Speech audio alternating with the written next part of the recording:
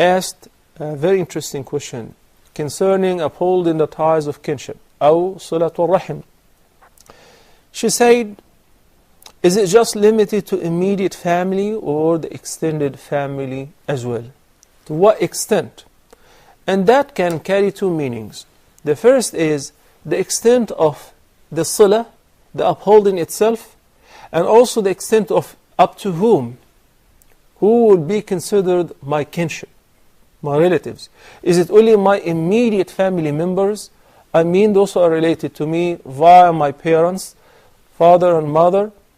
Well, Silatul Rahim, or upholding the ties of kinship, is actually different levels, types and categories. There is the general Silah, the general upholding the ties of kinship, which covers all the Muslim Ummah. They do have rights upon every Muslim. And there is a specific one. The most important of this specific part is the immediate family members who are related to the person through his parents. And that will be the uncles and the aunts.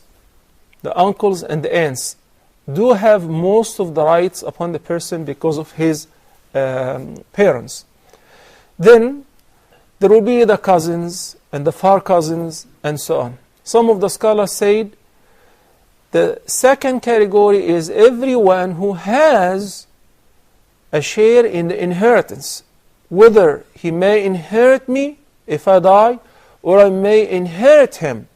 So every person who has a share in the inheritance is connected to me via the rahim or the kinship, and accordingly they do have rights upon me, whether they are uncles and aunts, cousins and nephews and nieces, and so on. There is a very interesting hadith which I believe we mentioned in the beginning of the Egyptian revolution when I asked the viewers to pray for Egypt and its people. The hadith is collected by Imam Muslim when the Prophet ﷺ enjoined upon his companions to be good and kind to the Egyptians. He said, إِنَّكُمْ سَتَفْتَحُونَ مِصْرَ فَإِذَا افتتحتموها فَأَحْسِنُوا إِلَى أَهْلِهَا فَإِنَّ لَهُمْ ذِمَّةً وَرَحِمَةً. This hadith was said while the Prophet ﷺ was on his deathbed. He said, be kind to the people of Egypt, that you will open it one day, you will conquer it one day.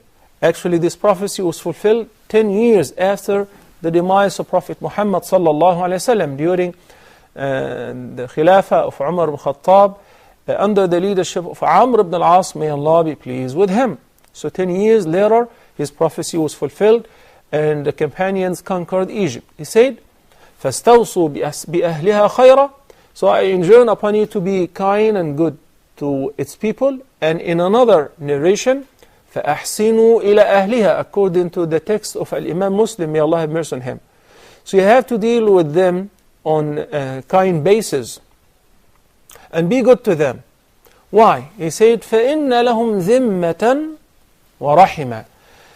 They do have two rights, الذِّمَّة and الرحم. الذِّمَّة is because of Maria al-Qibtiyya. When the Nabi sallallahu alayhi wasallam sent a letter to al-Muqawqis, the ruler of Egypt, inviting him to Islam, and Nabi sallallahu alayhi wasallam's letter was honored by al-Muqawqis, and he sent him a gift. She was a slave woman, Maria, whom Nabi sallallahu alayhi wasallam took her as a wife, and she conceived and she gave birth to Ibrahim, the Prophet's son. Sallallahu ala nabina Muhammad wa ala alihi wa sahbihi wasallam. So because of this kinship and this relationship, he considered all the Egyptian people do have a dhimma. And al-rahim, or the kinship, which is stated in the hadith, is due to the fact that the father of the Arab and the father of all the prophets, Ibrahim alayhi salam, and his son Ismail, peace be upon both of them, the mother of the Arab is considered Hajar.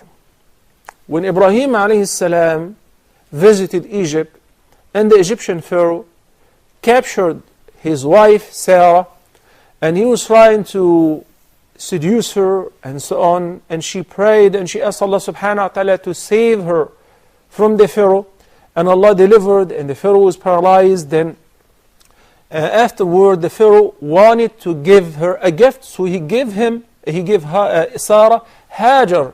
She was also an Egyptian slave woman, whom later on Ibrahim alayhi married to, and she conceived and she gave birth to the very first son of Ibrahim alayhi, who was Ismail, Prophet Ishmael, peace be upon him. So when Hajar and Ishmael were taken by Ibrahim alayhi to that deserted place which was Mecca, there was no life whatsoever there, not even Zamzam well, as you all know. And they were left there, and we know the entire story about the trust and confidence that Hajar alayhi salam had in Allah subhanahu wa ta'ala when she said to Ibrahim, did Allah command you to do so? He said yes. She said then we will never get lost, and so on. So Ar-Rahim, the kinship which links all Muslims and the companions in Mecca and Medina to the Egyptian people even before conquering Egypt and opening, was through Hajar alayhi salam. So from that we understand that Nabi sallallahu alayhi wa enjoined on his companions to be kind and to uphold the ties of their kinship with the Egyptian people via a kinship which extended over several thousand years. So the immediate family, there is an agreement between the scholars that they do have most of the rights, which will be supporting financially if they were in need, exchanging visits, celebrating with them their happy moments, giving them the condolence and sharing with them the sorrow, and giving them from your zakah fund if they were eligible, and you receive double reward for that. The least means of upholding the ties of kinship is, according to what the scholars say, is not to desert them, at least by phoning them, inquiring about their health, wishing them the best, praying for them. This is the least. This is a very important subject. I just want to spend the entire episode talking about the limits of the family members and the limitations of upholding the ties of kinship. That would be enough for today, inshallah.